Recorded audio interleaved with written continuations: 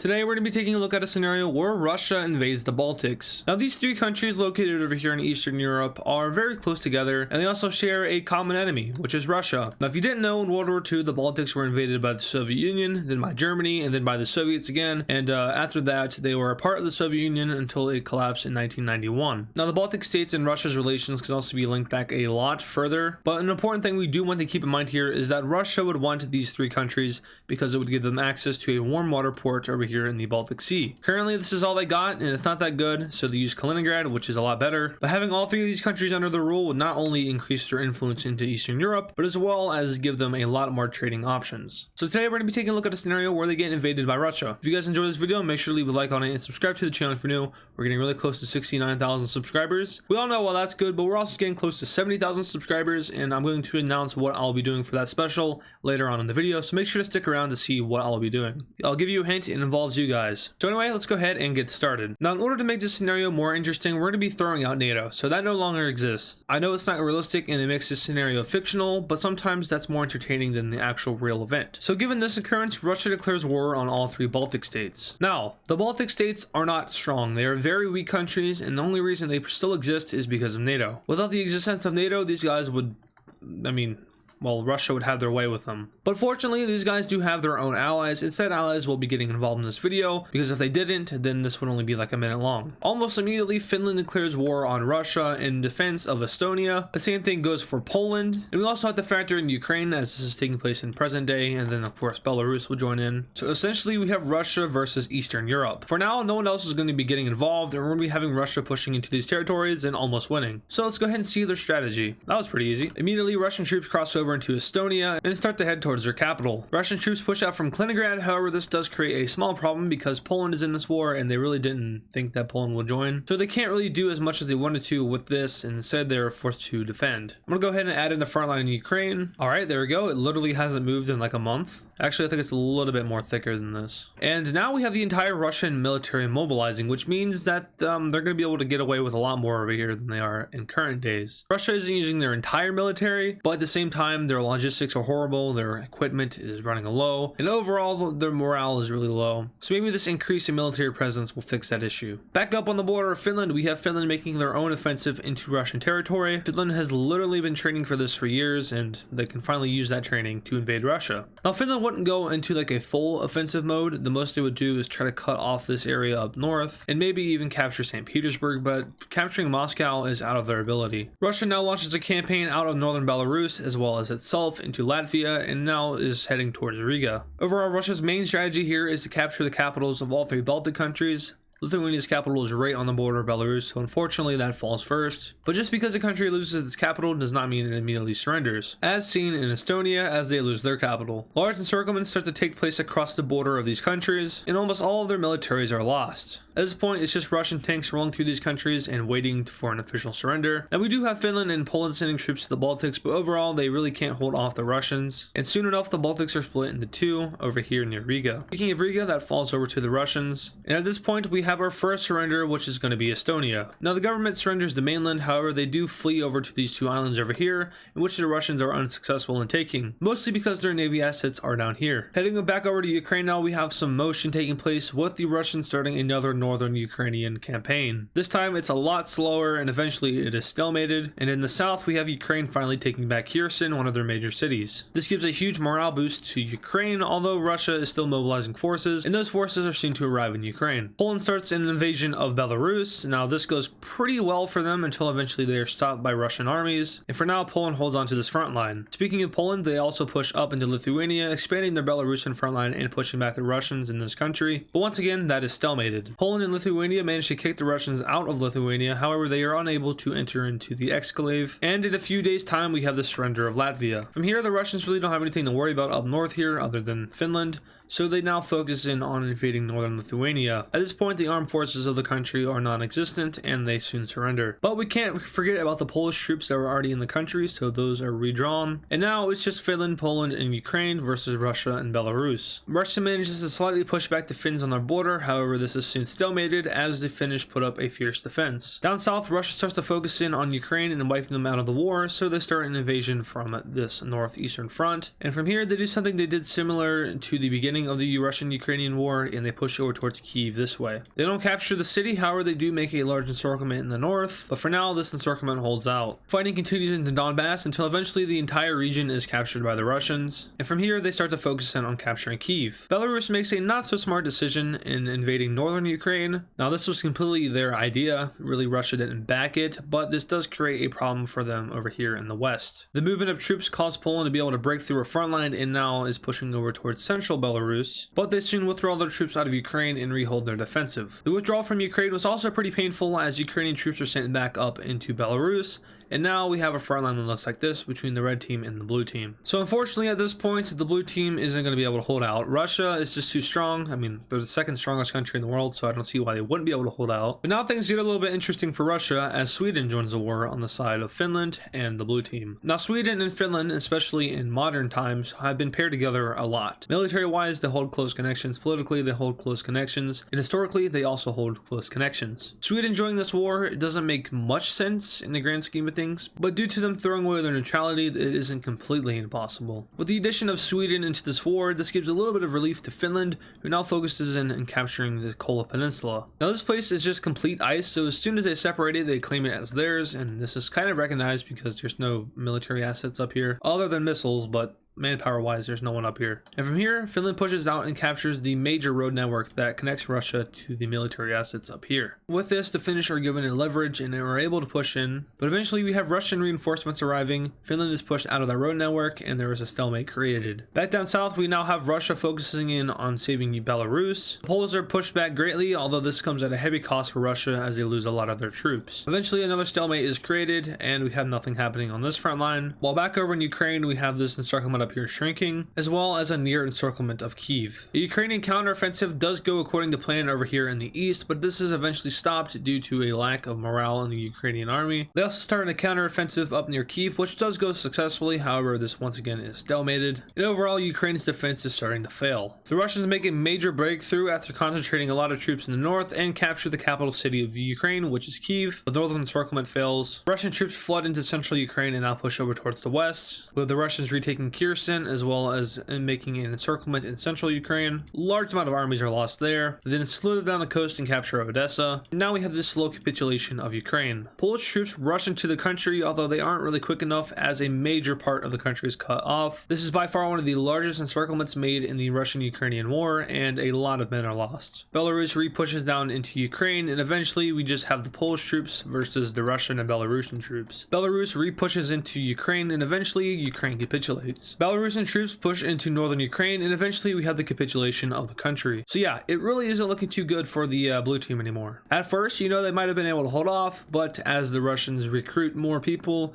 it's getting less and less pretty. The Poles are pushed out of Belarus, as well as the remainder of Lithuania, and we have the first set of Russian troops crossing over into Poland. The Polish retreat out of Ukraine, and from here, Poland is put on the defensive. Up north, the Russians make a counteroffensive in towards the northern part of their country, but once again, the Finnish are amazing at defense, and this is eventually stopped. The Russians start an offensive from southern Ukraine into southern Poland, as well as from Belarus. Now, this creates three fronts, which is three big problems for Poland, and eventually they all connect. Seeing as Poland is starting to cripple under Russia's hands, they make a very bad call. They're going to get away with all of Eastern Europe here. Why not try to get some more? Russia declares war on Moldova and Romania, and they just shot themselves in the foot. Now, the entire world sees what Russia is doing here, and one particular country, which I can't put my finger on it, is not about that Russian expansion. I mean, America is Poland's biggest ally. I'm sure they would have already joined by now, but just because I want to make it a little bit more interesting, I kind of held off. Now, don't click off the video yet. This isn't going to be like my other videos. The blue team will not have a definite victory here. On the other side of things, the red team will also not have a definite victory here, but I don't want to spoil it too much, so just, you know, stick around and we'll see that peace treaty here in a bit. But for now, we got to get there. The United States joins the war on the side of the blue team. American troops are now being shipped into the Atlantic and over into Europe, and they'll probably arrive in about like a week, I don't know, traversing the Atlantic. I've been looking into that recently. I don't really know how long it takes by boat. But for now, Russia ramps up its invasion of Eastern Europe because this is no bueno. Russia makes some heavily costing moves in Poland, which cost them a lot of troops. All of Warsaw is in sight. They attempt to push in from the north as well as the south, but the Poles manage to hold them off after they have a lot of holes in their front line. A particular encirclement is made which captures around 30,000 Russian troops. They all surrender or are killed, and a similar thing happens up north, except they aren't completely encircled. Some of the troops on the outskirts surrender, but a majority of them just retreat back over to the safer area over here, and from here Russia holds off on its Warsaw offensive. Down south though, they have no problem pushing into Moldova, but when they eventually get to Romania, it gets a little bit complicated. You see, Andrew Tate, he's on the front lines and he's fighting. He's making all his points, but the Russians, they're confused as hell because they don't know what he's saying. They don't speak English. So he gets shot and killed, and Twitter is now happy. A campaign to cut off Bucharest from the rest of Romania is made. However, the Romanian army manages to see this and stop it before it happens. From here, they even manage to push it back and push the Russians out of the Bucharest area. Now, Hungary would love to join this war on the side of Russia, but they can't do that because they would also love to join the war on the side of Poland. See, Hungary's dictator right now, they're pro-Russian to say the least, but they're still pro-Polish because Hungarians and Polish, you know, there's a little bit of chemistry there. So yeah, they could get land out of Romania, but they would risk a friendship with Poland, so they just stay neutral. That's also another reason why I didn't add them in the beginning when Poland joined the war, just because, you know, they have relations with Russia because of their leader. Although nothing's really stopping their Hungarian people from, you know, rising up and overthrowing said leader. It is now day 6 of Russia's invasion of Romania and Moldova, and the American troops are about yay. The US makes a specific plan, and that plan is to basically push the Russians out of Poland, create a connection between Poland and Romania through this area over here, push the Russians out of Romania and up into Ukraine, and from there they'll evaluate their options and continue. So right before the Americans get there, we do have the Poles making a small counteroffensive, but just due to the sheer amount of Russians in Poland, this is stopped. That is until the Russians see stars and stripes mounted on top of tanks, and this front line is greatly pushed back. Now, one thing to note here is that the Russian military and the United States military are very different. In terms of capability, we have to give that to the US in terms of strength, equipment, everything. But the most important factor is morale. Americans, you know, we love war. We don't love war. No one loves war. No one should love war. You know, the American people, they're all about being patriotic and fighting for the country. So we have morale going yay, while Russian morale is like, oh boy, we're invading another country. Yay. So the Russians are removed from Poland. So their plan has gone accordingly so far, but now they have to push over to Ukraine. Also, the Finnish front line, nothing has happened here. They are still stalemated. Wait, actually, I think it might have moved. No way. The Polish are tasked with holding off their borders in this area, while the Americans are tasked with liberating Ukraine. They push into the western part of the country and down towards Romania. An encirclement is made near Hungary, with these troops fleeing to Hungary. Everyone questions Hungary, and Hungary just says that they were hungry. Now we have Russians being pushed out of northern Romania, and at this point, Russia is saying, hey, we're gonna nuke you. Except they never do, because it's all bark and no bite. Down south, the Russian offensive into Romania continues to go well, and they now start to near Bucharest for the second time. They cut Romania off from their coast, and this creates a big economic problem for Romania, and now they are forced to import from Bulgaria and Serbia, which, you know, one is landlocked and one you have to go around and over, and then down here, then yeah, I don't think this is good for Romania. A threat not, the Americans are here and they want war. The US starts to make an offensive that loads Russia's diaper. Seeing as they're about to get encircled, we have the immediate withdrawal of some Russian personnel from Romania, but unfortunately they aren't quick enough because they just got encircled. And this is the largest encirclement of the war. The US Navy destroys the entire Russian Navy within like a week, but these guys can't really flee by sea, and eventually they all die. Now that might not have been a problem unless, of course, that was one of the major armies that were holding on to southern Ukraine. I don't know why, but Russia thought it was a good idea to put their defense team, which was protecting this area, into an offensive mode into this area. That's just Russian logistics for you. I don't know what to say. So yeah, this is easily pushed into. This causes Russia to reorganize troops, and eventually the Americans are slowed down. But not before getting towards Crimea and almost cutting it off. Actually, never mind, because they did cut it off. There's only one way to get to Crimea, and that's via a bridge that's right here. But then, of course, there's also a bridge over here, but that's most likely gone in this timeline. So yeah, the US has completed their plan and has gone beyond that. Now the blue team must figure out what they want to do next. If they are able to push the Russians out of the Baltics completely, this will kind of cause them to surrender, since, you know, the whole point of this war was Russia invading the Baltics. Without that plot of land and only a little bit of land in Ukraine, they would most likely come up with a peace deal. So we have some landings being made, most notably in Latvia as well as northern Estonia. From here, the capitals of the two countries are liberated. We have a large encirclement of Russian troops over here in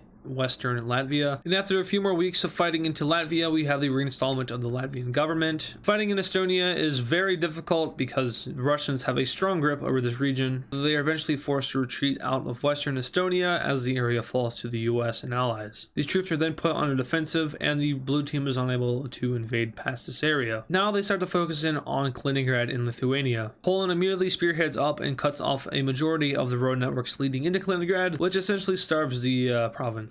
The United States pushes down and meets up with the Poles, and from here we have another extremely large encirclement. While the blue team pushes this encirclement back into Kaliningrad, we have a little bit of issues over here with the front line with Russia. Russia manages to push past the blue team's defensive and floods back into Latvia and Lithuania. The opposite happens up north in Estonia though, with the Russians almost being completely kicked out of the country. And also notably, we have Finland pushing closer towards St. Petersburg after a long stalemate with the Russians. The first set of blue team troops re-enter into Belarus, and a campaign to liberate northern Ukraine has started. The Russians do still have a little bit of punch though, as they managed to push a majority of the blue team troops out of Belarus again, but unfortunately for them they do lose Kaliningrad. Now I know this place is a fortress, but we do have to remember that it's being starved, and also it's kind of had it coming. As of now, this war has probably been ongoing for months, so resources in Kaliningrad would most likely be exhausted. Skipping ahead a little bit, we have Ukraine getting liberated a little bit more until eventually Kyiv is captured by the blue team. From here, we have Crimea being cut off by the blue team but not captured. That's going to do it for the Ukrainian front line. Over in Belarus, we have troops entering on from northern Ukraine as well as eastern Poland. And in the Baltics, we have the Russians being pushed back. Finally, ending off with Finland, we had the Finnish being pushed back. However, in the north, they do make a little bit of ground gain. From here, the two sides meet and discuss peace treaty terms,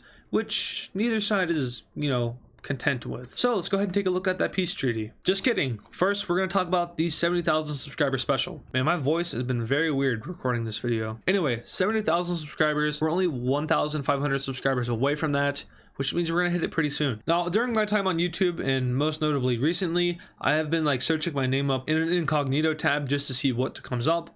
And I realized that there's fan videos out there, not necessarily videos that are replicas of mine. Those get taken down by copyright. You know who you are. But when I mean fan videos, I mean videos that animate some of my scenarios. I've seen tons of those. I've seen videos that are inspired by my videos, and that is kind of crazy to me because I say only, but we're only at 70,000 subscribers. Now, don't get me wrong, that's a pretty big number, but I would expect that kind of thing from a much larger YouTuber. But nonetheless, it's extremely cool to see. But for 70,000 subscribers, I do want to give some recognition to these YouTubers. So if you guys do have videos that are either inspired by me or animated versions of things that I've done, memes, anything like that, I have a Discord server which you should join. Well, you probably shouldn't join it if you're just a casual YouTube enjoyer. I don't recommend joining the server unless you're going to be doing what I'm about to say, which there's going to be a special channel within the Discord server where you can submit your videos. Once again, those are inspired by me. Those are animations or anything like that, reactions, I don't know.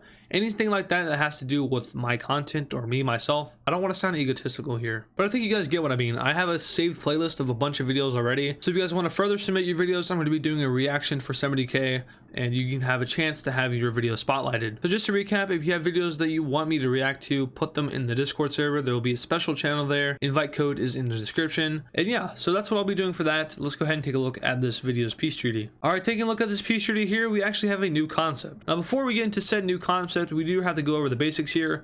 So Ukraine kind of got a land trade. They got all of their Russian speaking areas ripped away by Russia, but they did gain a little bit of land over here in northern Belarus. For Poland, they got land out of Belarus itself, as well as Kaliningrad, which I don't really know if they would let it still exist. I doubt it, but just for Russia's sake, it does still exist there. And then we have the Russian parts of the Baltics being transferred over to Russia. Now, as for Russia itself, it did lose from this war. Now, they did end up uniting with Belarus, which makes it look like they gained even more land, but in reality, it isn't as much as it seems. Now to go over the gray areas. So the gray areas are areas in which are required by the United Nations to be demilitarized. So the Kola area, Estonia, and Belarus are all required by the United Nations to have no military assets or personnel within them. If we want to see a map without the demilitarized zones, this is what we have here. So Russia unites with Belarus. They lose land, but they also gain land. And overall, this is probably more of a Russian victory than it is a Western victory. I know some of you have been calling for it. Well, here you go. The only countries that really lost here were Ukraine, Estonia, Latvia, and Lithuania. And then obviously the countries that benefited from this were Finland and Poland. And then countries that got both, Russia. Now this is just map-wise. Economically, Russia is paying more reparations to a lot of people, like a lot. So we can kind of predict how that will affect Russia in upcoming years. But for now, that's going to do it for this video. So if you guys enjoyed it, make sure to leave a like on it and subscribe to the channel if you're new. Like I said earlier, for 70,000 subscribers, I'm going to be doing a reaction to some of your guys' content. There's a special channel in the Discord server. Join it in the description. Post your content, stay for a while, and then I suggest leaving. Anyway, once again, thank you guys for watching, and I'll see you guys in the next video.